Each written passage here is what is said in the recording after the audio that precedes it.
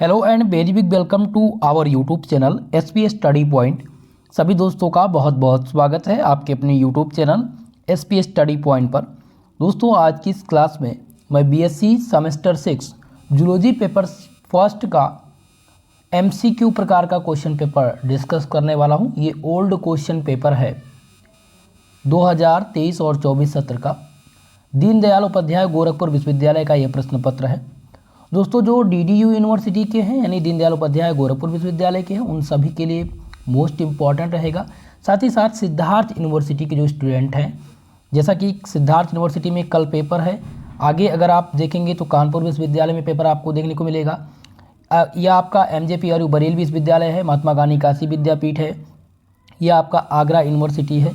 तो आप सब के लिए भाई ये मोस्ट इम्पॉर्टेंट रहेगा। तो चलिए आज की इस क्लास को स्टार्ट करते हैं और इस क्वेश्चन पेपर को सॉल्व करेंगे। इस क्वेश्चन पेपर में लगभग 50 क्वेश्चन पूछे गए हैं और यहाँ से लगभग 30 क्वेश्चंस आपके पेपर में रिपीट होने की संभावना है। तो जिनका पेपर है भाई वो सभी लोग एक बार इसको तैयार करके जाएंगे। सेमेस्टर 6 का जो जूलॉजी में पेपर नंबर फर्स्ट है उसका पेपर टाइटल है आपका एवोल्यूटरी बायोलॉजी एंड डेवलपमेंटल बायोलॉजी। ठीक है, ये आपका पेपर टाइटल है। और इस प्रश्न पत्र में जैसा कि मैंने बताया 50 क्वेश्चन थे। शुरुआत करेंगे हम अपने पहले प्रश्न के साथ और पहला क्वेश्चन यहाँ पर है egg development without fertilisation is, यानी निषेचन के बिना अंड कोशिका में विकास होता है। तो याद रखेंगे निषेचन के बिना अंड कोशिका में विकास जो होता है वो पार्थेनोजेनेसिस होता है। ऑप्शन ए इस क्वेश्चन का राइट उत्तर है। नेक्स्ट क्वेश्चन पूछा गया था 2 नंबर और प्रश्न नंबर 2 है कि कौन सी संरचना विकासशील भ्रूण में फेफड़े, पाचन तंत्र एवं गुर्दे के रूप में कार्य करती है। तो दोस्तों यहाँ पर जो कार्य करती है वो है प्लेसेंटा। प्लेसेंटा ये कार्य करती है किसके रूप में? ये एक जो संरचना प्लेसेंटा ये विकासशील भ्रूण में फेफड़े, पाचन तंत्र एवं गुर्दे के रूप में कार्य करती है। इसलिए ऑप्शन सी लगाएंगे आप इस क्वेश्चन का सही उत्तर। नेक्स्ट क्वेश्चन तीसरा प्रश्न। चलिए अब हम तीसरे प्रश्न को देखेंगे। तीसरा क्वेश्चन है how many cleavage are completed in 16 card stage of a fertilise egg. एक निषेचित अंड कोशिका की 16 कोशिका अवस्था में कितने विभाजन पूरे होते हैं? तो इनके जो विभाजन पूरे होते हैं वो विभाजन पूरे होते हैं 4। ऑप्शन नंबर सी इस प्रश्न में सही उत्तर आपका है। अगला क्वेश्चन देखेंगे हम क्वेश्चन नंबर 4। चलिए चौथे क्वेश्चन को देखेंगे। चौथा क्वेश्चन है कि किसी विलुप्त घटना के कारण डायनासोर का सामूहिक विलुप्तीकरण हुआ है। तो ये जो विलुप्तीकरण है वो क्रेटियस पेलेओसीन की वजह से हुआ है। ऑप्शन डी लगाएंगे इसमें सही उत्तर। ये बहुत बार पेपर में पूछे गए हैं तो इसको आप ध्यान रखेंगे क्वेश्चन नंबर 4 को। अगले प्रश्न की ओर बढ़ेंगे और 5वां क्वेश्चन था जिसमें पूछा गया है कि the acrosome of sperm contain, यानी शुक्राणु में एक्रोसोम में पाया जाता है। तो शुक्राणु के एक्रोसोम में हाइड्रोलाइटिक एंजाइम पाया जाता है। क्या पाया जाता है दोस्तों? Hydrolytic enzyme. इसलिए ऑप्शन ए इस प्रश्न का सही उत्तर है। नेक्स्ट क्वेश्चन है क्वेश्चन नंबर 6 जिसमें है प्राथमिक स्पर्मेटोसाइट, द्वितीयक स्पर्मेटोसाइट और स्पर्मेटोस क्रमशः होते हैं। ये अगुणित, द्विगुणित या फिर अगुणित होते हैं। तो ध्यान रखेंगे ये द्विगुणित और अगुणित होते हैं, इसलिए बी आंसर इसमें आपका सही उत्तर है। 7वां प्रश्न है कि Nobel prize was given for describing operon model of. Operon model की खोज के लिए नोबेल पुरस्कार दिया गया था। तो ओपरान मॉडल की खोज करने के लिए जो पुरस्कार दिया गया था वो दिया गया था जैकब और मोनाल्ड को। कब दिया गया था? 1961 में। इसलिए इस प्रश्न का जो सही उत्तर है दोस्तों वो हो जाएगा ऑप्शन नंबर सी। चलिए अगला क्वेश्चन देखेंगे। मनुष्य में प्लेसेंटा आपरा में होती है। पूछा गया है मनुष्य में प्लेसेंटा जिसे आपरा बोलते हैं ये होती है। तो ध्यान रखेंगे दोस्तों ये कैरियोन और एलेंटाइस होती है। ठीक है, यहाँ पर आपका डी आंसर सही उत्तर होगा। नेक्स्ट क्वेश्चन है 9 नंबर और इसमें पूछा गया है कि ए मैक्राइन कोशिका उपस्थित होती है। ए मैक्राइन सेल्स आर लोकेटेड इन। तो ये लोकेटेड कहाँ पर होती है? रेटिना ऑफ आइज में। ठीक है, यहाँ पर हो जाएगा रेटिना ऑफ आइज, यानी ऑप्शन सी लगाएंगे सही उत्तर। नेक्स्ट क्वेश्चन है 10 नंबर प्रश्न और इस प्रश्न में पूछा गया है कि किसी चट्टान की भूवैज्ञानिक आयु निर्धारित की जाती है। The geological age of a rock is determined by. ठीक है, तो इसको आप ध्यान रखेंगे। यहाँ पर जो सही उत्तर हो जाएगा 10 नंबर प्रश्न का, वो हो जाएगा आपका रेडियोमेट्रिक डेटिंग। ठीक है, रेडियोमेट्रिक डेटिंग के आधार पर किसी चट्टान की भूवैज्ञानिक आयु निर्धारित की जाती है। ये क्वेश्चन मोस्ट इंपॉर्टेंट है दोस्तों, ध्यान रखेंगे, 10 नंबर प्रश्न। तो यहाँ पर सी आंसर आपका करेक्ट उत्तर होगा। चलेंगे हम अगले प्रश्न के साथ, और 11 नंबर क्वेश्चन है, according to Oparin which one of the following was not present in the primitive atmosphere of the earth. यानी कि ओपरिन के अनुसार निम्नलिखित में से कौन सा पृथ्वी के आदिम वातावरण में मौजूद नहीं है। तो यहाँ पर कौन कौन सा मौजूद नहीं है ये आपको बताना है भाई। तो यहाँ पर देखेंगे हम, पहला है मीथेन, दूसरा है ऑक्सीजन, सी है हाइड्रोजन और डी दिया गया है जलवाष्प। चलिए बताने का प्रयास कीजिएगा। आप सभी लोग 11 नंबर प्रश्न का उत्तर देने का प्रयास करेंगे कमेंट बॉक्स में, मैं वहाँ पर आपको कमेंट करके बता दूंगा, कमेंट पिन कर दूंगा, आपको इसका आंसर मिल जाएगा। इसका आशय यह है कि आप सब अपनी तरफ से इस क्वेश्चन का आंसर देने का प्रयास कीजिए। चलेंगे हम अगले क्वेश्चन की तरफ, और नेक्स्ट क्वेश्चन है 12 नंबर, जिसमें है कि p प्लस क्यू का whole square equal to p square plus 2pq plus q square equal to 1 represent an equation use in. यानी कि उपरोक्त समीकरण का प्रतिनिधित्व करते हैं। तो ये समीकरण किसका प्रतिनिधित्व करते हैं? तो ये पॉपुलेशन जेनेटिक्स यानी कि जनसंख्या अनुवांशिकी का ये प्रतिनिधित्व करते हैं। इसलिए हम लगाएंगे 12 नंबर प्रश्न का सही उत्तर ऑप्शन ए। चलेंगे अगले क्वेश्चन के साथ, और अगला क्वेश्चन है 13 नंबर क्वेश्चन, जिसमें है कि where the fertilisation is mable occurs. स्तनधारियों में निषेचन कहाँ पर होता है? तो याद रखेंगे, जो स्तनधारी हैं इनमें जो निषेचन होता है दोस्तों वो होता है डिंब वाहिनी में। ऑप्शन ए इस क्वेश्चन का सही उत्तर है। क्वेश्चन नंबर 14 है, जिसमें पूछा गया कि जीवाश्म समानता पाए जाते हैं। चलिए बताने का प्रयास कीजिएगा दोस्तों। जीवाश्म जो पाए जाते हैं वो कहाँ पर पाए जाते हैं? तो जीवाश्म तल छठी चट्टानों में पाए जाते हैं। ठीक है, ऑप्शन यहाँ पर आपका बी क्वेश्चन का सही उत्तर होगा। सेडिमेंटरी रॉक्स में जो है जीवाश्म पाए जाते हैं। अगला क्वेश्चन 15 नंबर, जिसमें है कि कीटों और पक्षियों के पंख किसके उदाहरण हैं? चलिए बताने का प्रयास कीजिएगा। ये क्वेश्चन पूछा गया था सिद्धार्थ यूनिवर्सिटी में, सेम यही 2024 में। तो आपको बताना होगा कि कीटों और पक्षियों के जो पंख हैं किसके उदाहरण हैं। तो दोस्तों ये जो उदाहरण हैं ये किसके उदाहरण हैं? ये आपके एडेप्टिव कन्वर्जेंस के उदाहरण हैं। ठीक है, एडेप्टिव कन्वर्जेंस के, इसलिए आपका यहाँ पर बी आंसर करेक्ट उत्तर होगा। अगला है 16 नंबर क्वेश्चन, अत्यधिक टीलोलेथिथल अंडों में विभाजन का सामान्य प्रकार। तो सामान्य प्रकार जो है दोस्तों वो है डिस्काइडल मीरोब्लास्टिक। ऑप्शन नंबर सी इस क्वेश्चन का सही उत्तर है। 17 नंबर क्वेश्चन, जिसमें था कि भ्रूण की वह अवस्था जिसमें 8 से 16 ब्लास्टोमर्स होते हैं तथा कोई खोखला स्थान नहीं होता, उसको क्या बोलते हैं? ये stage of embryo which is 8 to 16 blastomeres and no hollow space is. तो इसको क्या बोला जाता है? इसको बोलते हैं मेरुला। ऑप्शन यहाँ पर बी आपका सही उत्तर होगा 17 नंबर क्वेश्चन का आंसर। चलेंगे अगले क्वेश्चन की तरफ, और नेक्स्ट क्वेश्चन है 18 नंबर प्रश्न। 18 नंबर क्वेश्चन है, जिसमें है कि एक अडाइसोनियम जुवेनाइल हार्मोन किसमें क्या नियंत्रित करते हैं? तो ये नियंत्रित क्या करते हैं ये आपको बताना है। ये नियंत्रित करते हैं कीटों में मोल्डिंग और मेटामॉर्फोसिस। ऑप्शन नंबर ए इस क्वेश्चन का सही उत्तर होगा। क्वेश्चन नंबर 19 है कि मेढक में मेटामॉर्फोसिस पर किस हार्मोन्स का महत्वपूर्ण प्रभाव पड़ता है? Which hormone has the significance on the metamorphosis of frogs? तो इनमें सही उत्तर हो जाएगा 19 नंबर क्वेश्चन का ऑप्शन नंबर सी, यानी कि थायरोक्सिन। थायरोक्सिन इसमें से सही उत्तर होगा। और 20 नंबर क्वेश्चन है कि regeneration in hydra occur by. Hydra में पुनर्जनन किसके द्वारा होता है? दोस्तों याद रखेंगे, हाइड्रा में जो पुनर्जनन होता है वो मॉर्फोलैक्सिस के द्वारा होता है। ऑप्शन ए इसमें आपका सही उत्तर है। 21 नंबर क्वेश्चन है, इसमें पूछा गया है कि which one is an amniote. इनमें से कौन एमनियोट है? तो एन जो नियोट है और उसमें आ जाता है सरीसृप, ये सरीसृप आएंगे इसके अंतर्गत, इसलिए बी आंसर लगाएंगे आप सही उत्तर। चलिए अगले क्वेश्चन को देख लेते हैं।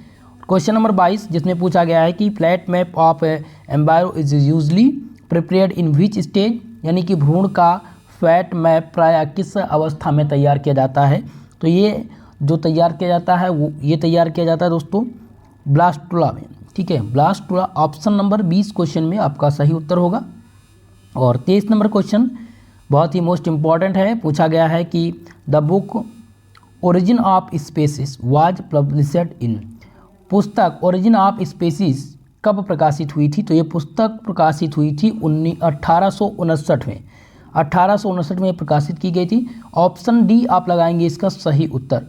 अगला क्वेश्चन है 24 नंबर प्रश्न जिसमें पूछा गया कि पुस्तक modern synthetic theory of evolution के लेखक कौन थे। तो इनके जो लेखक हैं वो है अर्नेस्ट मेयर, ठीक है, अर्नेस्ट मेयर जो हैं ये लेखक हैं किस पुस्तक के, modern synthetic theory of evolution. Option number C इस क्वेश्चन का सही उत्तर है। नेक्स्ट क्वेश्चन है 25 नंबर जिसमें पूछा गया है कि आधुनिक सिंथेटिक सिद्धांत के अनुसार कौन आनुवांशिक भिन्नता के लिए उत्तरदायी नहीं है। तो ये कौन सा उत्तरदायी नहीं है भैया, ये उत्तरदायी नहीं प्राकृतिक चयन, ठीक है, प्राकृतिक चयन उत्तरदायी नहीं, natural selection. Option number D इस क्वेश्चन का सही उत्तर है। 26 नंबर प्रश्न ध्यान देंगे जिसमें पूछा गया है कि एडेप्टिव रेडिएशन किसका उदाहरण है। तो एडेप्टिव रेडिएशन ये उदाहरण पूछा गया है किसका है।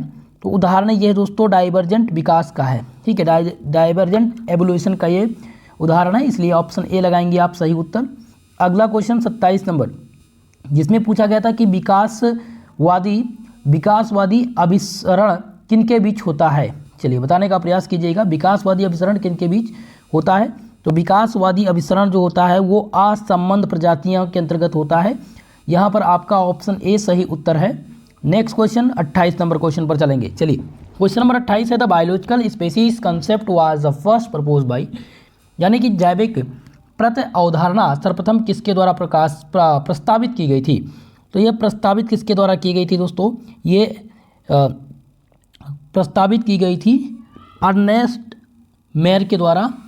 ऑप्शन नंबर आपका 20 क्वेश्चन में सही उत्तर है।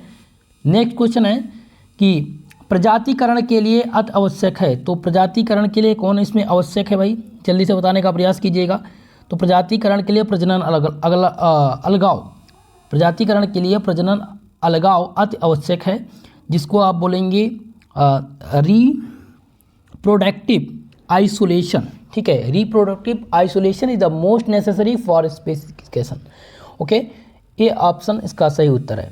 क्वेश्चन नंबर 30 है which is changing of a unspecialised cell into specialised cell organs and tissue of animal, जो अंतरिष्ट सेल को विशिष्ट सेल के अंगों एवं ऊतकों में बदल रहा है उसको क्या बोलते हैं।